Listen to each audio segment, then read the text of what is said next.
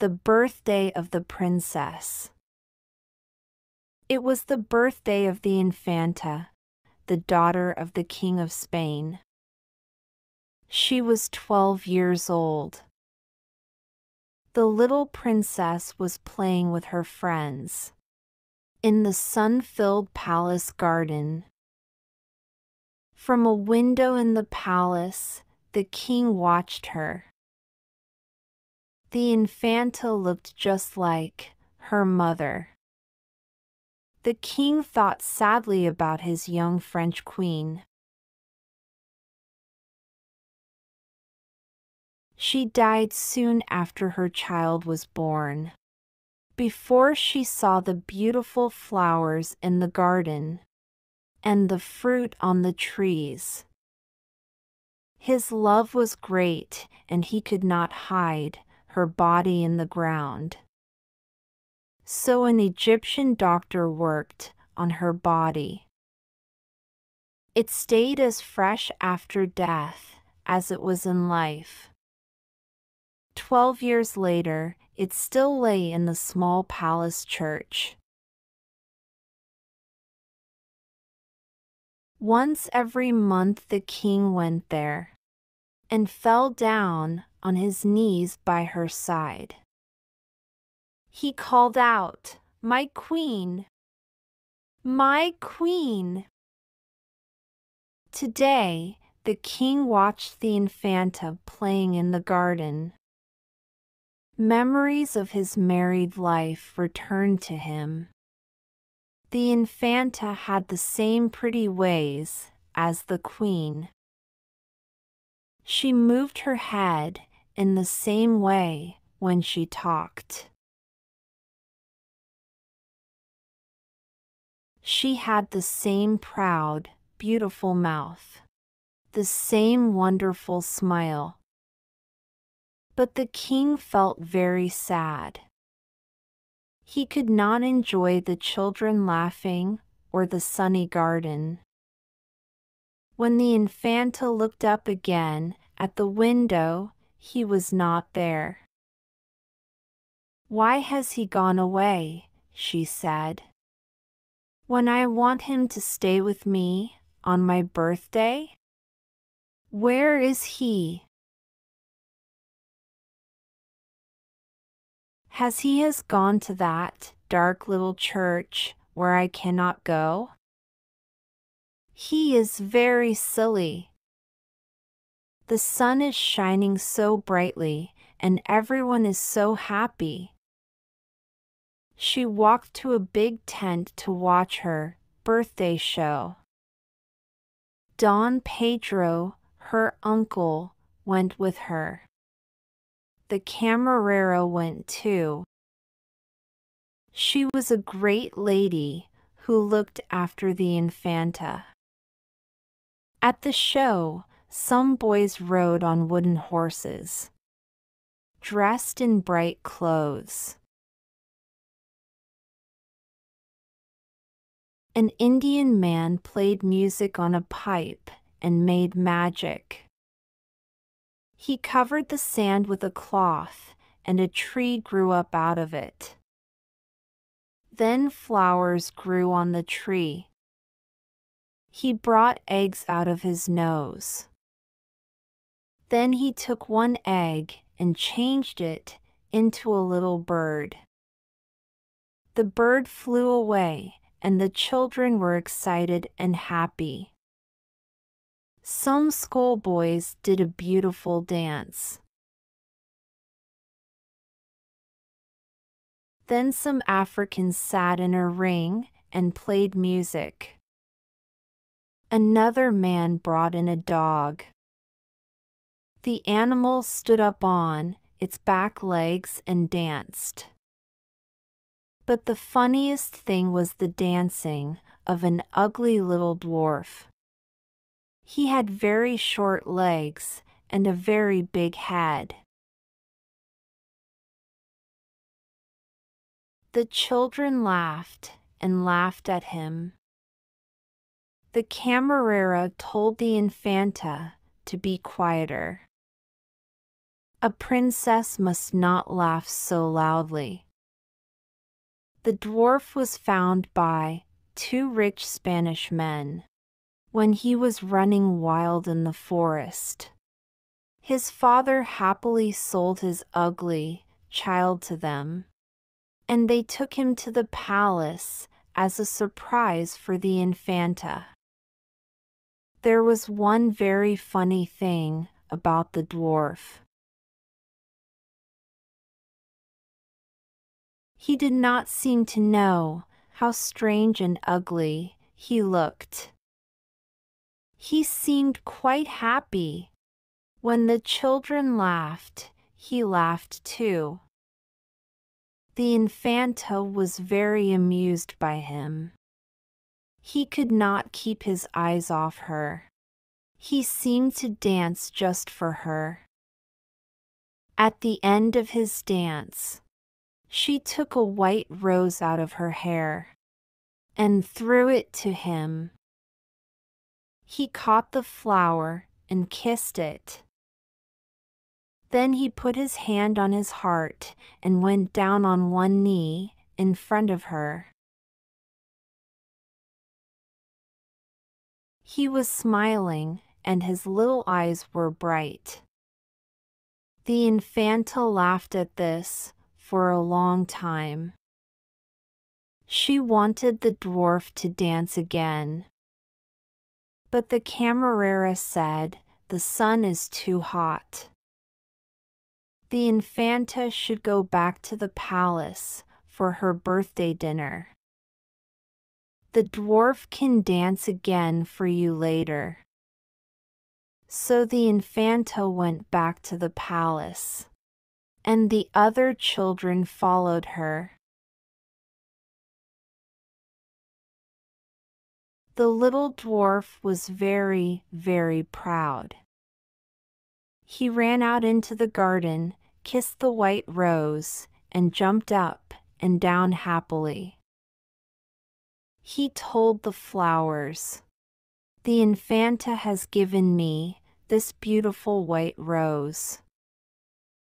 She wants me to dance for her a second time." They moved their heads, but they did not seem to hear him. He told the birds, but did not stop singing. Perhaps their song was about him and Infanta. The Infanta has given me a white rose and she loves me. Oh, I want to be with her in the palace. I can be her friend and play with her and teach her nice things. I can make a pipe and play music on it for her. I can teach her how to call the birds. Yes, she must come to the forest and play with me. We will dance on the fresh grass. When she is tired, I will find a soft bank of flowers for her. Then she can rest on it. He looked at the palace. The doors and windows were shut to keep out the midday heat. Then he saw a little door, which was open. He went through it. He was in a beautiful room. There was gold everywhere, and the floor was made of colored stones. But the little Infanta was not there. The dwarf came to a second room. In the center, there was a big round table with red books on it. This was the room where the government officers met. The little dwarf was afraid, but he thought of the pretty Infanta. "I must continue," he said, "and find her. I will tell her that I love her. I will ask her to come away with me after my dance. I know that she will come to the forest with me. He smiled as he thought of it. He went into the next room. This was the brightest and the most beautiful of all the rooms. The tables and chairs were made of silver, and the floor was of sea green stone. But he was not alone. He saw someone, a small person, standing in the shadow, at the other end of the room. Watching him, he shouted with excitement and moved out into the sunlight. As he moved, the other one moved too. He saw it clearly. This was not the Infanta. It was a terrible, ugly thing. It was not shaped like other people. It had short legs and long arms, and its big head was covered with long black hair. He looked angrily at it, and it looked angrily back at him. He laughed, and it laughed. He went towards it, and it came to meet him. What is it? He looked at the rest of the room. He could see everything in this wall of clear water. Every picture, every chair, every table. He took the white rose and kissed it. That other one had a rose too. It kissed it and pressed it to its heart. He was looking at himself in a mirror.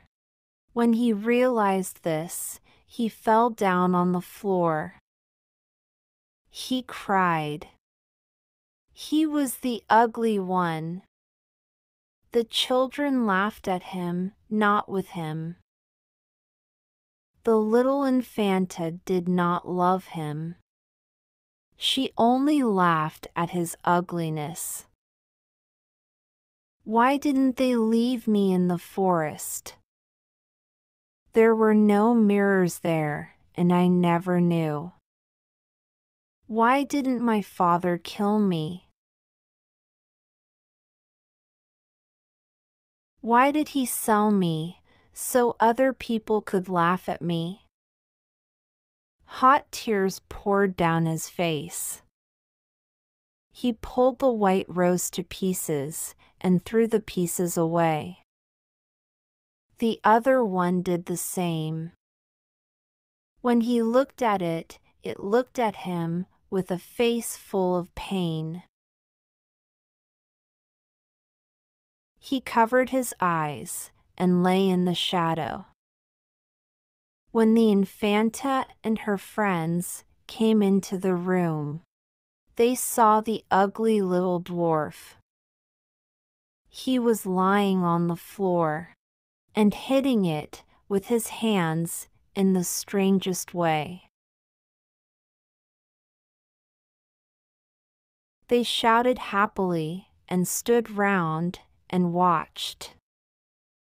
His dancing was very funny, said the Infanta. But this is funnier. The little dwarf did not look up. He lay there, crying very quietly. Then he made a strange noise and put his hand on his side. Then he fell back and lay there. That was wonderful, said the Infanta. But now, you must dance for me. Yes, cried the children. Get up and dance. But the little dwarf did not answer. The Infanta was angry and called her uncle. He was walking with the king's doctor in the garden outside.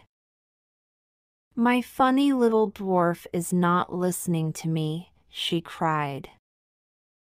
"You must wake him up. Tell him to dance for me."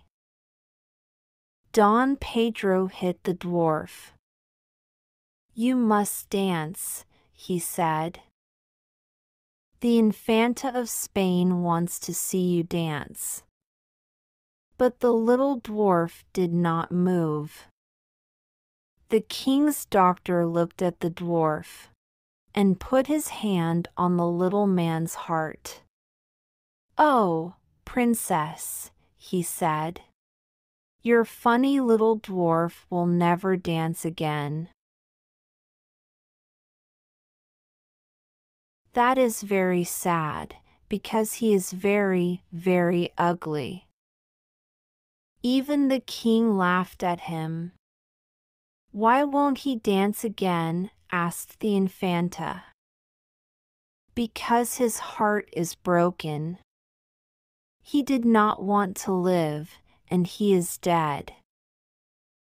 The Infanta was angry.